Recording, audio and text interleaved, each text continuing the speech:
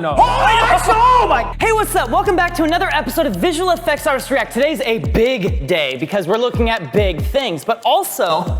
Sorry, I didn't mean to make eye contact with you. And we're not gonna ignore it anymore. We are looking at 2015's classic, Kung Fury. I love this so much! Just say there's some magic beans that I may wish to sell you.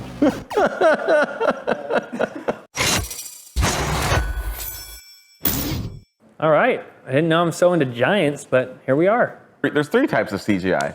There's CGI that looks amazing and you go, wow, that's incredible. And then there's CGI that looks okay, but the scene's still cool. Yeah. And so you go along with it. Yeah. And then there's a CGI that's terrible and it ruins everything. So today, I think we've gotten a lot of the top two. This is in the middle. This isn't bad. This is this is a weird movie called Jack the Giant Slayer. Whoa, my God. Oh, that was like out of freaking, what's that Will Smith movie? I Am Legend? I Am Legend, thank you. It's an example of how fast someone of that scale can be. Yeah. And the fidelity of the texture work on the hands and the knees. It's like when it gets close, suddenly that detail is extreme and that looks really, really good. And that actually raises an interesting technical point when it comes to optimizing your textures on your objects. Because if we're watching a giant from far away, its knees, its arms, its body itself, if we're gonna live far away, they don't need to be as high of a resolution texture as something that is up close and personal. And so they use stuff called UDIMs, which is ways of tiling your materials and textures where you can distribute resolution to the areas you need it in and keep it out of the areas that you don't. So the face basically will be much, much higher resolution around the eye in particular than the body will be. From a distance you can't tell, but once the camera goes close to those areas, you need that resolution, and so it's baked in that way. Totally. It's like an optimization method, basically. How do you get the big stuff to look right? And everyone's like, easy, just make it really slow. And then I watched this and I was like, no, it's kind of cool when it's fast because it's crazy thinking about the distance you can travel when you're a huge creature moving quickly. Giant creatures don't have to live in slow motion.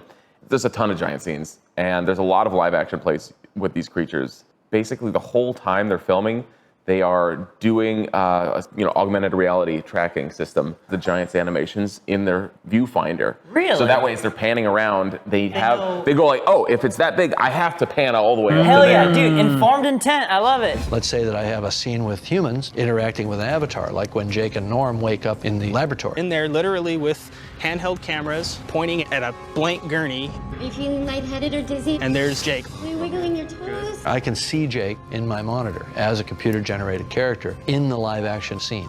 Exactly, so as they're filming this whole piece, they actually can frame up the shots actually for these giants, which... Wow, that's good. Those shots we just watched are an example of that. And that's why I feel like the cinematography plays really well. It doesn't feel too cheesy. It's all pretty cool.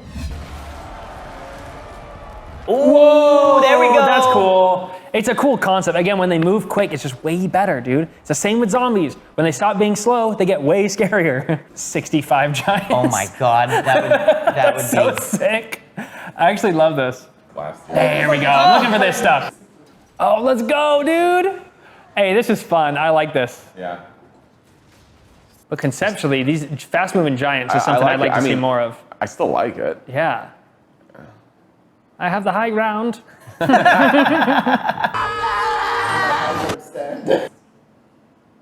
Dude, second head spotted him.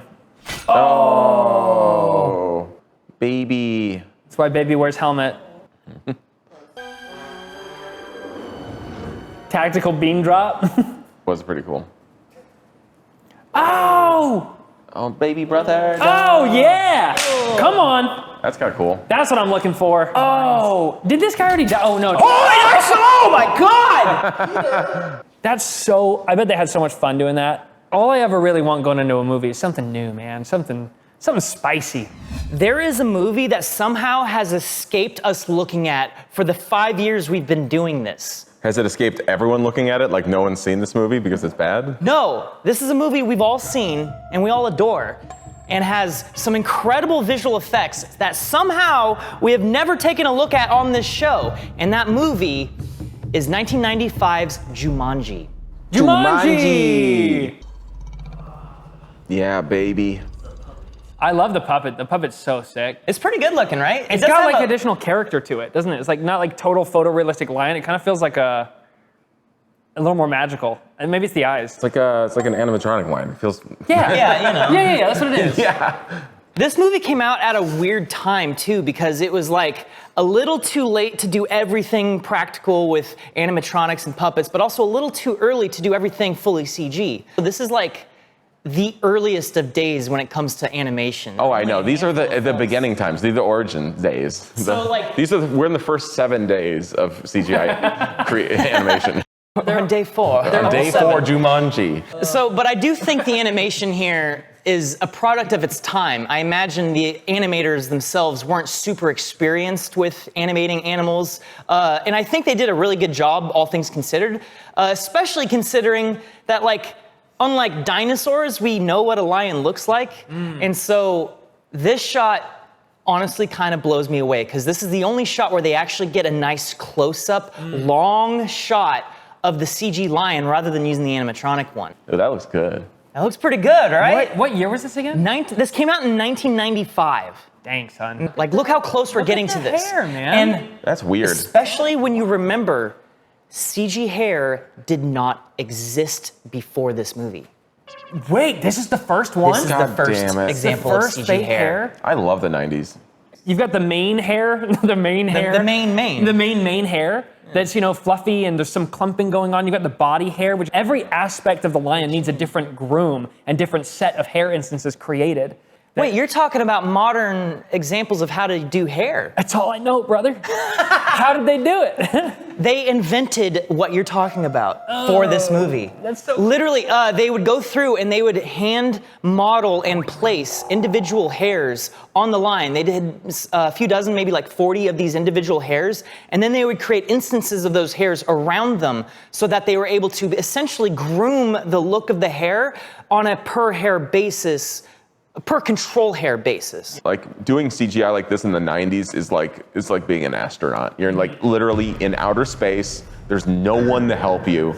Like there's no one to help you. Everything is ultra primitive. Like you have to know what you're doing. Like, and you have to be able to do it blind basically because there's no like previews.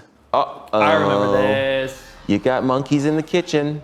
If a monkey's business is what playing is to horses, if you play like a horse, you'll never have to work a day in your life. Wait. If you, as a monkey, play like a horse, you never have to work a day in your life. Because it's horseplay? Because 'cause horseplay and monkey horses- business are the same. Oh! But, if you live like a horse or play like a monkey. I'd buy that shirt. I'd buy that shirt. The monkeys, I think, were very widely considered to be not that good in this movie, but this sequence in particular, I think, is incredible because they're perfectly marrying all the practical elements of the set with what the monkeys are actually doing. It's mostly the weird faces. It's really the faces. It's once he turns the camera, you're like, whoa. Oh, cool. That's crazy. Will we see yogurt on a stick? That's the question. This is what the animators are working with, just like solid white wireframe lines. When you're trying to light the scene, it's like, dang, you have to like recreate ambient lighting from multiple angles here. It's like there's not like an HDRI. Like Paul DeBevic hasn't been born yet. What about that liquid that the monkey in the fridge is dumping? I think that's CG. It's so easy. No, there's actually like a stick that's going into the fridge, and someone's just doing this, and it's on the end of the stick. Yeah, that makes sense. Yeah. That makes sense. That'd be the way to do it. What is it? What is it? What is it? The crocodile thing? Mrs. Q, should we take it again? Honestly, this entire sequence, I'm flabbergasted by it. To this day, let's give your guests a good flabber.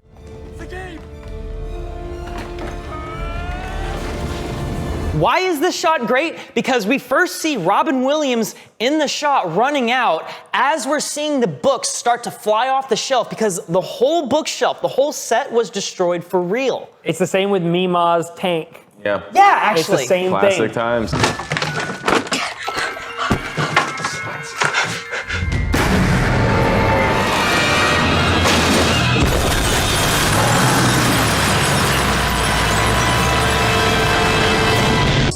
some composite shots where we lock off the camera, Clint like dives out of the way, and then we are able to composite him basically into a close call with the APC.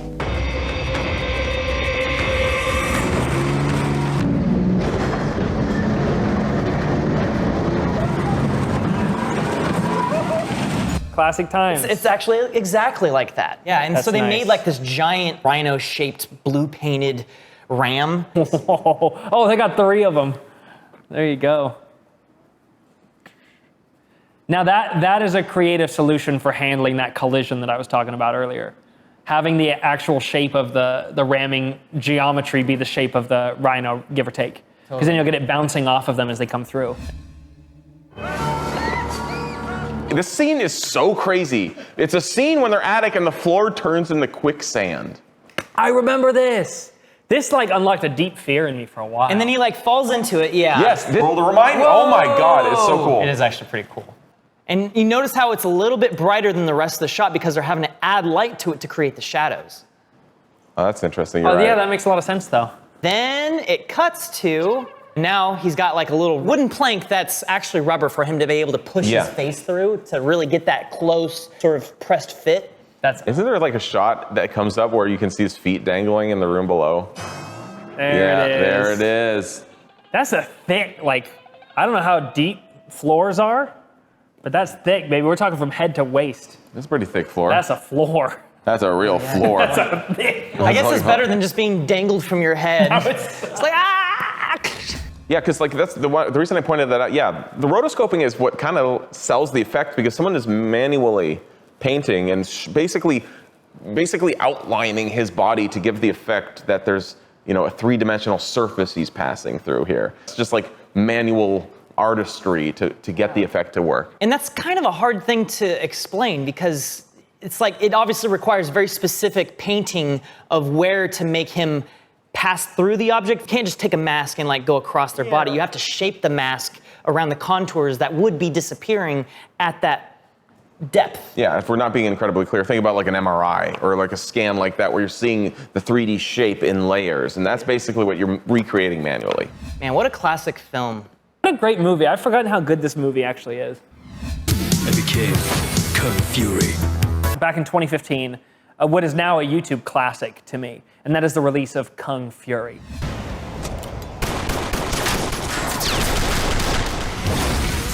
One use of miniatures that I thought was really cool and unexpected for this piece in particular. And I want you guys to see if you can spot what they are. Really? Yeah. Okay. No, not the puppy. The dog just flipping off the puppy. This basically explains what the movie is, this sequence. And it just keeps going. Oh, that looks like real destruction. You were hot, brother. You were onto it. The destruction, yes, yes. Because that smoky debris is kind of hard to get to look that realistic. Especially this kick up right here. The detail, the way it's catching the light. Like it's just next level. And the way it diffuses into the smoke. You can always kind of tell like a CG like dust kick up stuff like that. It always is a little too clean. So yeah, that is actually a miniature element that they shot. How did they shoot that? Whoa. Look at this, dude. Whoa. Look at that. No way. What? What? How sick is this? That's just DIY filmmaking, baby. What an incredible visual effect. Because it's like, you know that the robot's CG, you know that the guy is probably just a green screen element, and so you don't really think about the ground. But it's more than just the debris, it's the ground itself. Yeah. And it, pun intended, cements the entire comp together.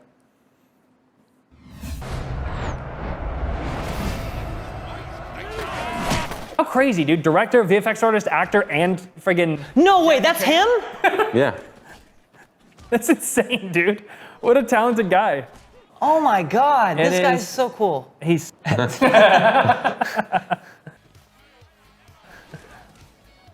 Oh, he's gotta be on wires.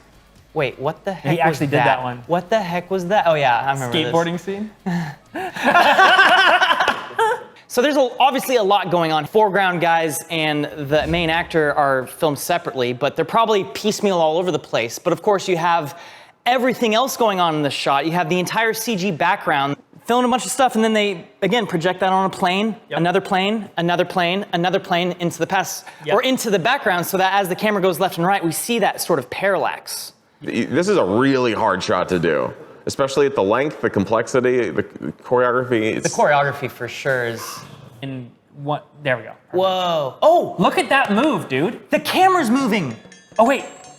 It's dollying. See, that's what I was talking about. The problem would be the parallax, and they're getting around it by actually moving the camera. And then when you're filming that plate in particular, of him like shooting up towards camera, all the other stuff you could shoot on the long lens and compress on green screen. But would you face any issues when shooting this on a long lens? I mean, you would still shoot this downwards, right? Like, you would actually sit him on like a green apple box and put the camera up high, shooting him down, unless he's on his back. Oh, unless he's on his back and they pull the camera forward and then pull the camera back. You have to find a way to literally bring him closer to the camera or bring the camera closer to him. And their solution was really fun. Oh, that's what, oh! Is that a fun solution? So simple. Just freaking lying on a green table, wiggling his legs around. I felt like this half-hour movie was the perfect length for a Kung Fury type movie. Yeah. If you got any other bean-related scenes, plant them down below and we'll sprout them in another episode. Now we are your bean masters. He who controls the bean. The bean queen. The bean. The bean queen! You all. B5FOFUM, subscribe to our channel.